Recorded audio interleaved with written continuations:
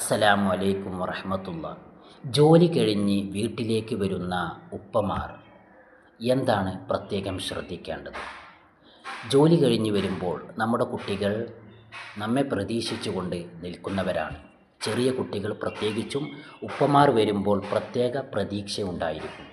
അതുകൊണ്ട് തന്നെ നബി സല്ലല്ലാഹു അലൈഹി വസല്ലമ തങ്ങൾ പഠിപ്പിക്കുന്നു, സമ്മാനങ്ങൾ നൽകുന്നതിൽ നിങ്ങൾ മക്കൾക്കിടയിൽ നീതി പുലർത്തുക.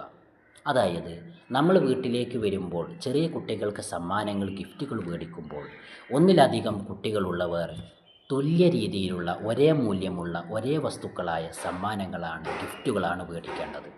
അങ്ങനെ കുട്ടികൾക്കിടയിൽ നീതി പുലർത്താൻ നാം ശ്രമിക്കേണ്ടതുണ്ട്.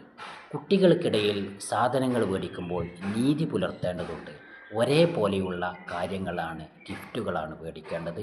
ചെറിയ കുട്ടികളാണ്, അവരുടെ മനസ്സുകൾ നാം വേദനിപ്പിക്കരുത്. അസ്സലാമു അലൈക്കും.